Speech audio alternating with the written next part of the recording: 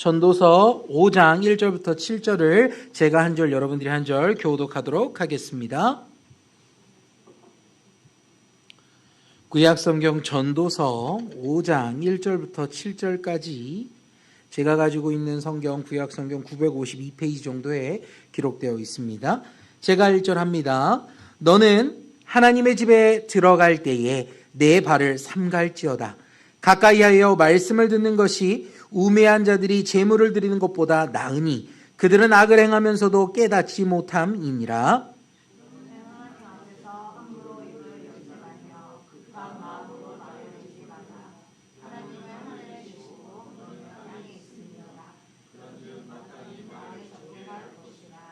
걱정이 많으면 꿈이 생기고 말이 많으면 우매한 자의 소리가 나타나느니라.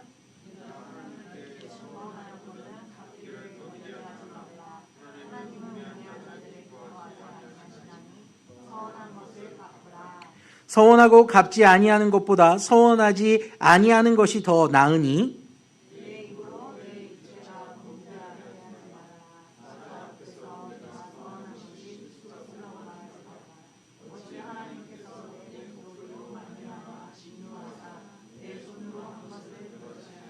같이 봅니다. 꿈이 많으면 헛된 일들이 많아지고 말이 많아도 그러하니 오직 너는 하나님을 경외할지니라. 아멘. 저는 오늘 전도서 5장 1절부터 7절 말씀을 가지고 하나님을 경외하자라는 제목으로 은혜를 나눠보려고 합니다. 자, 옛날에 한 백정이 있었다고 합니다. 어느 날 두 양반이 그에게 고기를 사러 왔습니다.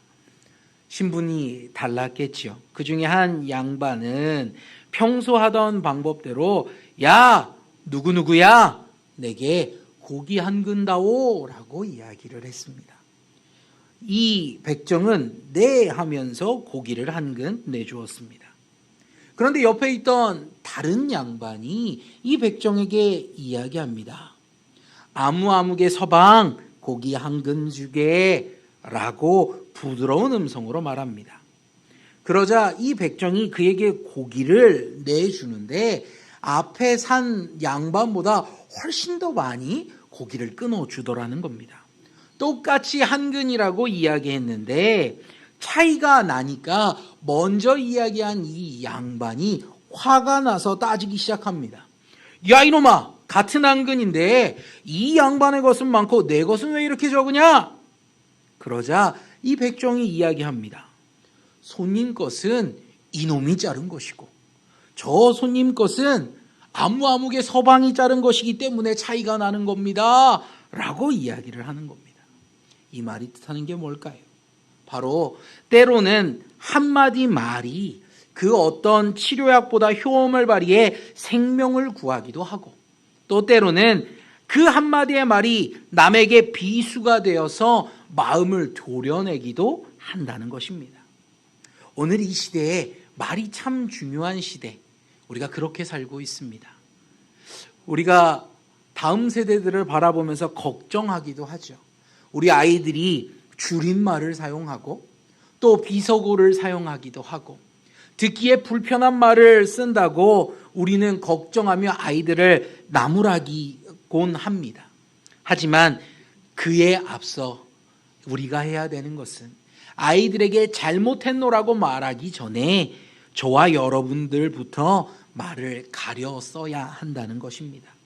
말이라는 것은 사람의 인격이 들어갑니다. 평소의 생각이 각자의 말로 표현되는 것입니다. 말을 해놓고 실수했노라고 말한다고 해서 그것이 납득되어지는 것이 아니기 때문입니다. 오늘 우리는 말하기에 앞서 어떤 말을 해야 할지 한 번쯤 멈춰서서 고민하는 우리 성도들이 되시기를 주님의 이름으로 축복드립니다. 본문으로 돌아갑니다. 오늘 본문의 이야기는 전도서의 이야기입니다. 전도서의 저자는 바로 솔로몬 왕입니다. 솔로몬 왕의 별칭이 뭡니까? 바로 지혜의 왕입니다. 그는 이 말씀을 통해서 인간의 한계, 운명을 관찰하며 인간의 역량에 대해 이야기하면서 삶 속에서 보다 지혜로울 것을 우리에게 요구하고 있는 책이 바로 이 전도서의 말씀입니다. 그런데 이 전도서의 말씀의 핵심 메시지를 정리하면 이렇게 말할 수 있습니다. 따라해 볼까요? 헛되고 헛되니 모든 것이 헛되다. 전도서에 많은 말씀이 있지만 이 말씀의 내용이 이것을 담고 있다는 거예요. 무려 37번이나 헛되다라는 말이 이 전도서에 나옵니다. 얼핏 이 책을 보면 이거 뭐야? 이게 신앙인의 말씀이 맞아? 하고 느껴질지 모릅니다. 하지만 이 말씀은 하나님 없이 살아가는 해 아래의 인생의 모습을 우리에게 보여주면서 무의미한 인생이 진정으로 가치 있고 행복한 인생으로 살 수 있는 것은 바로 하나님을 바라보는 것이다 라고 가르치고 있는 것입니다. 절망적인 인생에서 희망적인 인생으로 변모하도록 인도하는 책이 바로 이 전도서의 말씀이라는 거죠. 혹여 여러분들 가운데 오늘 절망하고 있는 분이 있습니까? 내 인생이 왜 이렇게 변화가 없고 내 인생이 무미건조한 것 같고 내 인생에 길이 없는 것 같이 여겨지는 분이 있다면 오늘 이 전도서의 말씀을 찬찬히 살피시면서 하나님의 뜻을 구하는 저와 여러분들이 되기를 소원합니다. 자, 그러면 오늘 우리가 읽은 이 본문에서는 어떤 지혜의 말을 우리에게 전하고 있는지 한번 살펴보고 그 안에서 은혜를 나눠보면 좋겠습니다. 첫 번째, 오늘 본문에서 우리에게 말하고 있는 지혜의 말은 발걸음을 조심하라라는 겁니다. 무엇을 조심하라고요? 발걸음을 조심하라고 이야기하고 있습니다. 오늘 솔로몬은 저와 여러분에게 이렇게 이야기하고 있어요. 하나님의 집에 들어갈 때에 내 발을 삼가라라고 이야기합니다. 자, 우리가 평소에 사용하는 표현이 아닌 표현입니다. 삼가하다라는 표현이죠. 이것은 국어사전적 표현으로 몸가짐이나 언행을 조심하다라는 뜻을 갖고 있습니다. 무엇을 조심하라고요? 몸가짐과 언행, 말과 행동을 조심하라는 거죠. 그러면 하나님의 집에 들어간다는 건 무엇입니까? 바로 성전에 하나님을 뵈러, 성전에 예배하러 간다는 뜻을 갖고 있습니다. 그러니까 이것을 우리의 언어로 바꾼다면 너희는 하나님께 예배하러 올 때에 너희의 몸과 말과 행동을 조심해라 라고 경고하는 것입니다. 하나님의 말씀을 가까이 하며 하나님의 말씀을 듣는 것을 선택한다는 것, 매우 귀한 일입니다. 그리고 이 행동이 얼마나 중요한 것이냐면 어리석은 사람들이 하는 일이 있으니 그 어리석은 사람들이 하는 일은 형식적인 제사, 형식적인 헌금을 드리는 일이다라고 말하면서 그것보다 하나님을 가까이 함, 하나님을 배우러 오는 것, 그것이 참 좋은 것이다라고 이야기하는 거죠. 저와 여러분은 신앙생활이라는 것을 하고 있습니다. 신앙생활이란 그냥 교회에 나오는 것을 말하는 게 아닙니다.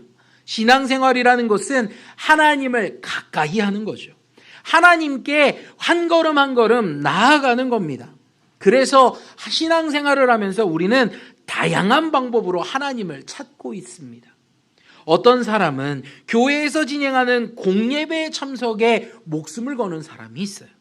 주일 예배, 주일 오후 예배, 수요 예배, 혹은 또 새벽기도, 혹은 교회에서 실시하는 각종 교육 프로그램에 적극적으로 참여합니다.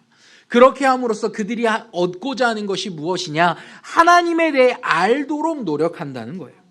무조건적인 그냥 믿어 하며 하는 신앙생활이 아니라 인격적인 하나님을 깨닫고 살아계신 하나님을 만나려고 노력하는 것이죠. 이런 모습이 저와 여러분들 모두에게 있다는 거예요.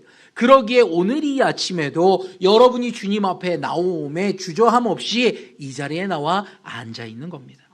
그런데 신앙생활이라는 것이 반복되죠. 한 주의 신앙생활이 반복되고 한 달의 신앙의 생활이 반복되며 1년, 10년, 20년 이 신앙의 생활이 반복됩니다. 특별하지가 않아요. 늘 반복되는 거죠. 그런데 이 반복이 아주 무서운 병으로 저와 여러분에게 찾아옵니다. 익숙해져 버리는 거예요. 예배 속에 감격하며 예배 속에 하나님의 음성을 들으며 예배 속에 하나님의 살아계심을 경험했던 저와 여러분이 이 일상생활의 신앙생활 속에서 익숙해져 버리면 흔히 말하는 권태기가 도래하는 거죠. 세상에서 하는 연애도요, 남녀가 하는 사랑의 그 연애도 특별한 마음이 흘러넘치는 연애초가 있는가 반면 이 연애초에는 힘들어도 힘든 줄 모르고 합니다. 서로를 만나고 서로를 위해 헌신하고 하는 게 연애초에는 하나도 힘들지가 않아요. 그런데 시간이 지나면, 불같은 연애의 시간이 조금 지나면 서로 약간의 거리를 둡니다. 서로의 시간을 존중하고 개인의 삶도 돌아보게 되죠. 그러면서 항상 붙어 있으려고 했다가 조금은 거리를 둡니다. 근데 그 시간이 지나면 어떻게 되죠? 권태기가 찾아와요. 머리부터 발끝까지 아름답고 사랑스러웠던 상대가 이제는 머리카락 한 올조차도 부담스럽고 불만스럽고 싫어하는 시기도 도래한다는 거예요. 그래서 많은 연인들이 이 시간을 잘 극복하지 못하면 깨어지고 마는 겁니다. 그런데 신앙생활에도 이러한 권태기가 있어요. 주님을 향한 뜨거움의 그 마음이 흘러넘쳤던, 눈만 감아도 눈물이 흘러넘치던 그 시간이 지나면 뭘 해도 익숙한 시간이 다가와요. 아, 나도 저랬어. 나도 저랬어. 나도 저렇게 했어. 라고 말하면서 옆 사람이 뜨거운 걸 바라보면서 축하하고 기뻐하기보다 다 지나가지 하면서 고개를 끄덕이는 시간이 찾아온다는 거예요. 뜨겁게 부르던 찬양이 언제부턴가 가슴으로 부르는 찬양이 아니라 입으로 흥얼거리는 찬양으로 바뀌게 되고, 언제나 내 마음을 울리던 하나님의 말씀도 설교 시간도 무던하니 잘 들리지도 않게 되고 졸게 됩니다. 하나님 앞에 내 마음을 토로하던 그 기도의 시간이 어느덧 지겨워져서 오늘은 언제 끝나나 하는 시간으로 마음이 흐르게 된다는 거죠. 그런데 이 신앙의 권태기가 모두에게 찾아오는데 이 신앙의 권태기를 극복하는 사람이 있는가 보면 어떤 사람은 그 신앙의 권태기를 속이기도 한다는 거예요. 자기의 신앙 상태를 남에게 걸리지 않기 위해서 더 요란하게 생활합니다. 예배에 감격이 없음에도 불구하고 마치 감격이 넘치는 척 행동하죠. 기도 생활이 끊어졌음에도 불구하고 기도 생활이 흘러넘치는 척 하기 위해 교회에서 기도할 때 더 크게 소리 지르며 기도합니다. 말씀의 감격을 받은 척 입으로만 아멘, 아멘 하며 외치기 시작한다는 거예요. 그런데 오늘 솔로몬은 이런 신앙의 권태기가 온 사람에게 하나님 앞에 나갈 때에 너희의 행동을 주의하라 라고 우리에게 권면하고 있다는 거죠. 왜 하나님 앞에 나설 때, 하나님 앞에 가까이 갈 때에 우리의 언행을 조심해야 합니까? 그것은 다른 것이 아니라 하나님은 사람과 달리 그 사람의 실제 상태가 어떠한지 전부 아시기 때문입니다. 사무엘상 16장 7절에 이렇게 기록하죠. 여호와께서 사무엘에게 이르시되 그의 용모와 키를 보지 말라. 내가 이미 그를 버렸노라. 내가 보는 것은 사람과 같지 아니하니 사람은 외모를 보거니와 나 여호와는 중심을 보느니라 하시더라. 아멘. 하나님은 사람이 보는 것과 다르다고 말씀하세요. 나는 중심을 본다. 하나님 앞에 가까이 나오는 그 사람의 중심을 본다 라고 이야기하시는 거예요.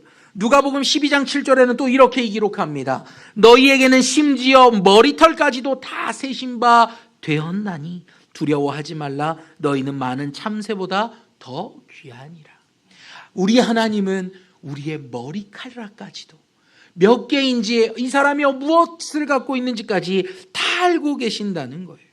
어리석은 자들이 지금 어떤 모습으로 나와 있는지, 어떤 모습으로 하나님 앞에 예배하는지 우매한 자들은 깨닫지 못하지만 우리 하나님은 그것을 다 지켜보고 계신다는 거예요. 사람들이 속을지언정 주님은 그것을 보고 계신다는 거죠. 성도 여러분, 우리는 우리 스스로를 볼 눈이 없습니다. 그래서 우리는 우리의 신앙 상태가 어떠한지 정확하게 알지 못함으로 하나님 앞에 죄를 범할 때가 많다는 거예요. 그러니 교회에 들어올 때에, 주일날 주님을 뵈러 올 때에 스스로를 조심하셔야 돼요. 내가 오늘 주님 앞에 어떤 모습으로 서 있느냐, 어떤 모습으로 내가 오늘 이 예배에 나왔느냐 스스로를 점검하시고 예배당에 들어오셔야 한다는 거예요. 그래서 교회에 오시면 오자마자 다른 행동을 하는 게 아니라 주님 앞에 기도하는 거예요. 주님, 내가 오늘 왔습니다. 지난 한 주간 동안에 나의 삶이 이러했네요. 주님, 하나님을 아프시게 한 게 있다면 주님 용서해 주십시오. 오늘 예배를 통해 새롭게 되길 원합니다. 주님 앞에 그렇게 간구함으로 나의 행동, 나의 말, 나의 시선 하나하나를 유의하며 하나님 앞에 나가야 한다는 거죠. 하지만 우리는 세상에서는 우리보다 높은 사람들을 만날 때, 직장의 상사든지 또 어떤 높은 직책을 맡고 있는 사람을 만날 때에는 조심하고 행동합니다. 세상에서 살 때 만나는 사람들에게 되게 조심해요. 함부로 행동하는 사람이 없어요. 공식적인 자리에서 늘 조심합니다. 그런데 이상하게 우리는 만왕의 왕 되신 하나님 앞에 나올 땐 우린 함부로 해요. 하나님 앞에 나올 땐 이렇게 하라고 이야기해요. 요한복음 4장 24절인데요. 하나님 앞에 나올 때 이렇게 이야기합니다. 읽어봅시다. 시작.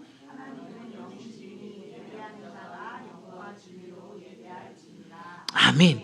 하나님은 영이시니 예배하는 자가 신령과 진정으로 예배하라. 오늘 그렇게 이야기하고 있다는 거죠. 하나님은 사람과 달리 중심을 보십니다. 사람은 겉모습만 봐요. 깨끗하게 준비되어 있고 예쁜 모습, 정결한 모습으로 나오기만 하면 아, 저 사람 예배 준비됐구나 하고 사람은 생각합니다. 그런데 주님은 중심을 보시기에 오늘 이 사람이 어떤 마음으로 이 예배에 나왔는지 다 알고 계신다는 거죠.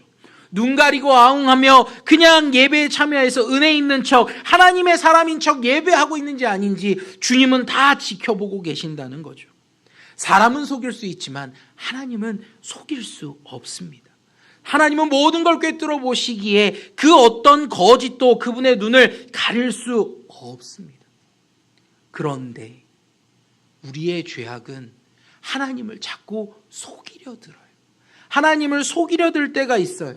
언제 하나님을 속이려 드냐? 바로 저와 여러분 안에 사단이 가득할 때 하나님을 속이려 한다는 거죠. 사도행전 5장 3절에 보면 이렇게 기록합니다. 같이 읽어봅시다. 시작. 베드로가 이르되 아나니아야 어찌하여 사단이 내 마음에 가득하여 내가 성령을 속이고 땅값 얼마를 감추었느냐. 아멘. 우리 안에 성령이 가득할 때, 하나님의 영이 충만할 때는 늘 감격하며 감사하며 예배하지만 우리 안에 사단의 영이 가득하면, 거짓의 영이 가득하면 성령을 속이려 든다는 거예요. 내가 속여야지 하는 게 아니라 영이, 하나님의 영을 속이려 든다는 거죠. 정결하지 않은데 정결한 척하며 하나님 앞에 예배하러 나온다는 겁니다. 성도 여러분, 오늘 저와 여러분은 어떤 모습으로 나와 있습니까? 하나님 앞에 정직한 모습, 하나님이 기뻐하시는 모습으로 오늘 예배하고 있습니까? 아니면 거짓의 영이 가득하여 하나님을 속이고 있지는 않습니까? 스스로를 돌아보는 시간이 되기를 소원합니다. 레위기 22장 18절부터 20절 말씀입니다. 레위기 22장 18절에서 20절, 제가 한 절 여러분들이 한 절 교독합시다. 아론과 그의 아들들과 이스라엘 온 족속에게 말하여 이르라. 이스라엘 자손이나 그 중에 거류하는 자가 서원 제물이나 자원 제물로 번제와 더불어 여호와께 예물로 드리려거든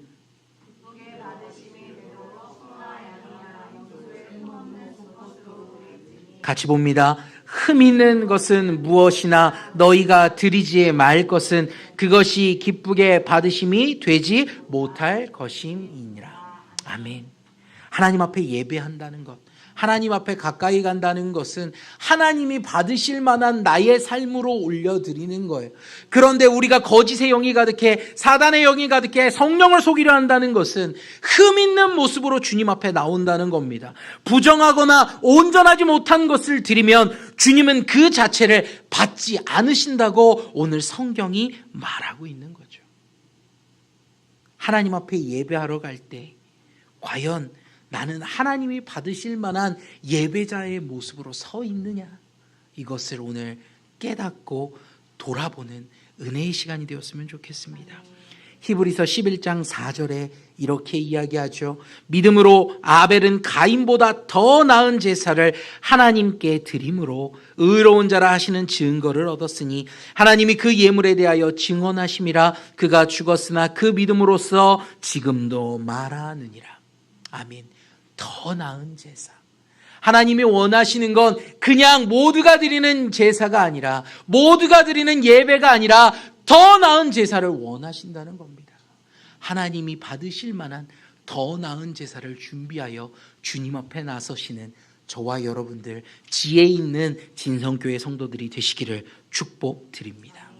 오늘 말씀에서 두 번째로 이야기하는 게 있어요.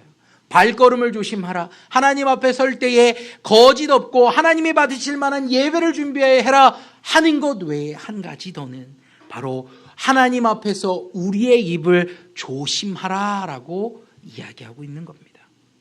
신앙생활 하다 보면 우리가 흔히 말하는 것들이 있습니다. 바로 하나님을 믿는 자에게 입술의 권세가 있다라는 말입니다. 아마 여러분들이 한 번쯤은 들어보셨을 거예요. 그런데 이 말의 뜻은 내가 말하는 대로 하나님이 들어주신다 하는 의미도 있겠지만, 다시 말한다면 하나님은 은밀한 속에서 우리의 입술의 이야기를 들으심으로 어떤 이야기를 하든 신중해야 한다라는 뜻도 가지고 있다는 거예요. 성경은 이상하게 우리의 입술에 대해 경고하고 또 경고합니다. 민수기 14장 27절부터 28절을 한번 볼까요? 자, 여러분 읽어봅시다. 시작. 내가 언제까지 참으랴. 이스라엘 자손이 나를 향하여 원망하노라. 그 원망하는 말을 내가 들었노라. 28절. 그들에게 이르기를 여호와의 말씀에 내 삶을 두고 맹세하노라. 너희 말이 내 귀에 들린 대로 내가 너희에게 행하리니. 아멘. 하나님의 말씀은 하나님은 듣고 계시며 그 들으신 대로 갚으신다고 이야기하고 있습니다. 또 심지어 오늘 본문의 저자 솔로몬도 우리에게 이야기해요. 함부로 이야기하지 마라. 조급한 생각으로 말하지 마라.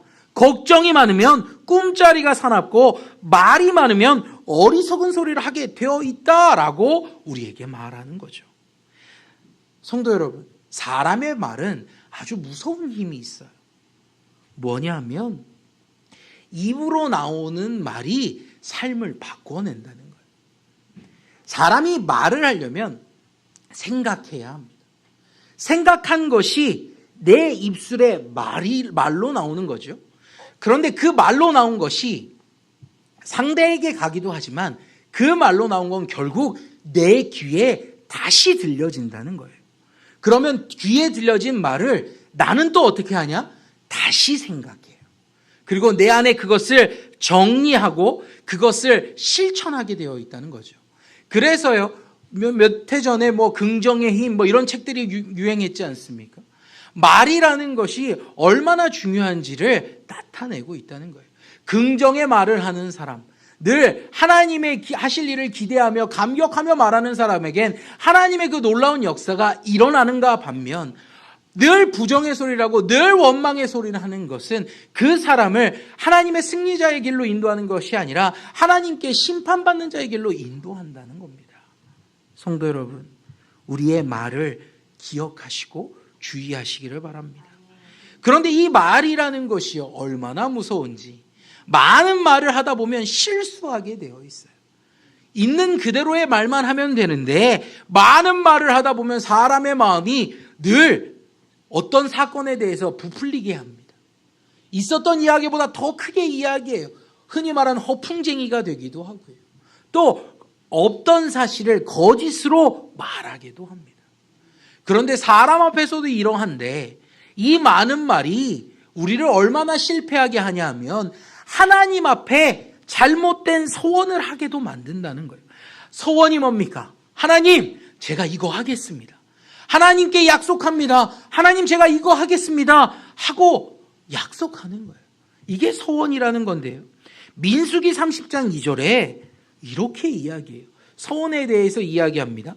사람이 여호와께 서원하였거나 결심하고 서약하였으면 깨뜨리지 말고 그가 입으로 말한 대로 다 이행할 것이니라. 사람이요, 결심하고 생각하면, 이 결심하고 서약하면 내가 이렇게 해야지, 내가 이렇게 할 거야 라고 마음만 먹어도 뭐 하라고요? 다 이행하라고요. 우리는요, 말로 뱉고 계약서를 쓰면 한다고 생각해요. 그런데 오늘 성경은 뭐라고요? 생각하고 결심만 해도 하라고 이야기하고 있는 거예요. 왜요? 하나님은요, 그 생각마저도 보고 계시기 때문이에요. 중심을 보시고 이것을 후에 반드시 셈하시기 때문입니다. 그래서 솔로몬은요, 이 부분에 대해 우리가 읽은 오늘 본문에 이렇게 설명하고 있는 거예요. 4절부터 6절입니다. 내가 하나님께 서원하였거든 갚기를 뭐 하지 말라? 더디게 하지 말라. 하나님은 우매한 자들을 기뻐하지 아니하시나니 서원한 것을 갚으라. 서원하고 갚지 아니하는 것보다 서원하지 아니하는 것이 더 나으니 내 입으로 내 육체가 범죄하게 하지 말라. 사자 앞에서 내가 서원한 것이 실수라고 말하지 말라. 어찌 하나님께서 내 목소리로 말미암아 진노하사 내 손으로 한 것을 멸시하시게 하랴. 아멘. 하나님께 서원한다는 것은 하나님이 들으시는 그 순간 이미 그 소원은 성립되는 거예요. 우리가 세상에서 계약이라는 걸 합니다. 계약을 할 때 계약서에 우리가 사인하고 도장 찍으면 그 계약서에 독소 조항이 있어도 그건 반드시 이행해야 돼요. 그 계약서가 이미 성립되었기 때문입니다. 내 실수다, 내가 못 봤다 라고 말할 수 없는 것처럼 하나님 앞에 서원하는 것도 마찬가지예요. 하나님 제가 실수로 했네요. 하나님 제가 그때는 잠깐 잘못 생각했네요. 말할 수 없다는 겁니다. 그렇게 말하는 것이 무엇이냐? 하나님과의 약속을 깨는 것이고 이로 인하여 하나님이 진노하신다. 솔로몬이 오늘 이야기하고 있다는 겁니다. 성도 여러분, 그러므로 여러분의 입술을 지키시기를 바랍니다. 하나님 앞에 나올 때 말걸음을 지킨다면 또 세상 속에 살아갈 때 나의 삶 속에서 우리의 입술을 지켜야 한다는 거죠. 지키지 못할 서원이라면 차라리 말하지 않는 것이 옳은 거예요. 지킬 서원을 해야 한다는 겁니다. 오늘 여러분들은 어떤 서원을 하셨습니까? 하나님 앞에 내가 이것을 하겠노라고, 하나님 제가 이것을 지키겠노라고, 하나님 앞에 이런 것을 하겠노라고 한 것이 있으십니까? 그렇다면 잊지 마시고 더디하지 마시고 미루지 마시고 하나님이 잊지 않으신다는 걸 기억하고 오늘 그것을 지키기 위해 노력하는 자가 되시기를 소원합니다. 여러분들이 하나님 앞에 약속 올린 것들이 있을 거예요. 하나님 제가 새해에는 하나님의 말씀대로 살겠습니다. 새해에는 이런 행동을 하겠습니다. 새해에는 이런 일들을 감당하겠습니다. 여러분의 결단한 것들이 있다면 그것 또한 하나님은 들으시고 지키신다는 것, 하나님은 지키길 바라신다는 것을 기억하는 저와 여러분들이 되기를 소원합니다. 지난 주간 제가 어떤 한 목사님의 간증문을 봤어요. 개척교회의 간증문이었는데 그 교회에 한 은퇴하신 목사님과 사모님이 교회를 나오셨다고 합니다. 그런데 그 은퇴하신 목사님과 사모님이 교회에 나오시기 전에 그만 주중에 계단에서 구르셔서 갈비뼈가 부러지셔서 교회를 나오시지 못하게 되었대요. 그래서 그 개척교회 목사님께서 신방을 가신 거예요. 그런데 신방을 가셨는데 사모님이 웃으시며 맞이하시며 함께 예배하시고는 조용히 봉투를 내놓더라는 거예요. 그래서 봤더니 그 봉투 안에 무엇이 있냐면 하나님 앞에 약속했던 것, 사모님이 하나님 앞에 목회하시며 약속했던 봉투를 3개를 준비해서 내놓더라는 거예요. 목사님, 이건 제가 하나님 앞에 서약했던 겁니다. 하나님, 이건 제가 주일날 나오지 못하면 올려드리겠다고 드렸던 예물이고요. 이거는 또 하나님 앞에 올리기로 했던 11조입니다 하면서 봉투 3개를 내놓더라는 거예요. 그런데 이 목사님이 그 봉투를 받으며 눈물이 왈칵 쏟아났다는 거죠. 왜냐하면 그 목사님 내외분의 경제 사정을 너무 잘 알기 때문이에요. 그런데 그 사모님의 중심에 무엇이 있냐? 내가 하나님 앞에 약속한 걸 지켜야지. 내가 하나님 앞에 내 상황이 어떻든 하나님 앞에 드리기로 했던 건 내가 오늘 지켜야지. 그 결단한 것을 올려드렸다는 거죠. 성도 여러분, 하나님은요 많고 적음이 아니라 그 사람의 중심을 보십니다. 하나님께 약속했던 것, 하나님 앞에 드리려 했던 게 내 열심이라면 열심을 드리시고 내 시간이라면 시간을 내어드리시고 또 내 물질이라면 그 서약한 대로 하나님 앞에 내어놓는 아름다운 성도들, 아름다운 교회가 되었으면 좋겠습니다. 우리 진성교회가 하나님 앞에서 지혜로운 자로, 하나님 앞에서 어리석은 자로 서 있는 것이 아니라 하나님이 감격하는 지혜로운 자로 서 있기를 주님의 이름으로 축복드립니다. 말씀을 정리합니다. 오늘 솔로몬은 2가지를 이야기합니다. 하나는 하나님 앞에 나아갈 때 조심해라. 하나님 앞에 예배하러 나올 때 조심해라. 그리고 또 다른 하나는 하나님이 들으시는 소리를 조심해라 라고 권면하고 있습니다. 하나님은 우리의 아버지 되시지요. 그리고 또 하나님은 우리의 친구도 되십니다. 근데 그러다 보니 편한 존재, 쉬운 존재로 인식할 때가 있어요. 그러나 우리 하나님은 그런 존재가 아니라 우리가 경외해야 할 분이십니다. 경외한다는 건 공경하고 어려워한다는 의미로 조심한다는 의미를 갖고 있죠. 우리는 하나님 앞에 경외를 올려드려야 돼요. 편한 친구, 가족에게 때때로 우리는 조심하지 않고 막 말할 때가 있어요. 함부로 말할 때가 있죠.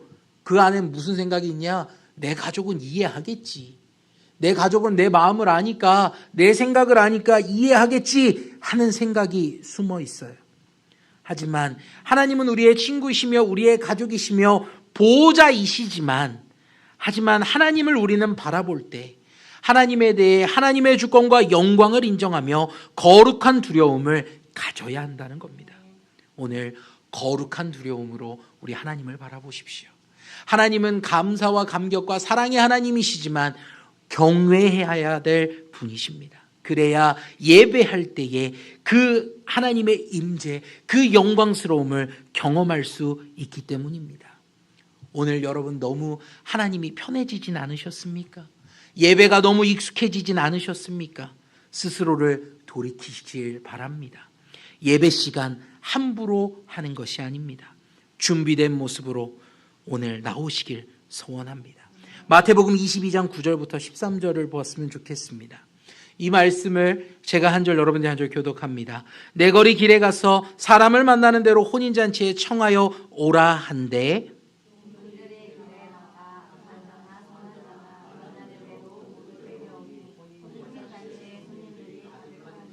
임금이 손님들을 보러 들어올세 거기서 예복을 입지 않은 한 사람을 보고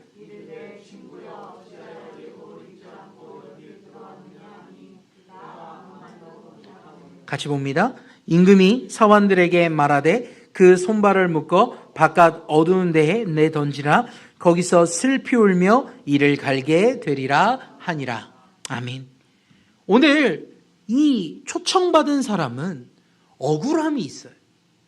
이 임금에게 징계를 받은 이 사람은 억울함이 뭐냐면 길거리에 가다가 그냥 자기를 초청하기에 들어온 것 뿐입니다. 주님 앞에 초청받아 온 거예요. 그런데 이 사람이 준비되지 않은 모습으로 와 있었다는 거죠. 이 자리가 어떠한 자리인지 누가 오는 자리인지 생각도 안 했고 자기가 해야 될 바를 준비하지 않으니까 그 자리에 있었음에도 불구하고 내어 쫓기게 되는 거예요. 주인공이 될 기회를 놓쳐버리는 거죠. 성도 여러분, 준비되어 있지 않으면 아름다운 모습, 주님이 받으실 만한 모습으로 나오지 않으면 우리는 주인공의 모습으로 이 자리에 설 수 없는 것입니다. 하나님이 받으실 모습, 진정으로 준비하고 예배드리는 용인 진성교회가 되기를 소원합니다. 성도 여러분, 그리고 입술을 주의하십시오. 하나님은 은밀한 곳에서 내가 다른 사람과 이야기한 것도 주님은 듣고 계십니다. 누가 믿음의 고백을 하는지 원망과 불평을 하는지 하나님은 다 듣고 계신다는 거죠. 아까도 우리가 읽었지만 하나님은 분명히 말씀하십니다. 들으신 대로 그들에게 갚으시겠다고 말입니다. 우리는 하나님 앞에 서 있습니다. 하나님 앞에 늘 붙잡힌 바 되어 있습니다. 그렇다면 하나님이 감동하실 만한 이야기를 해야 되지 않겠습니까? 여러분의 입술을 주의하시고 하나님을 감동시키시는, 하나님 앞에 순종의 고백을 하는 우리 진성교회 성도가 되기를 주님의 이름으로 축복드립니다. 같이 기도하겠습니다.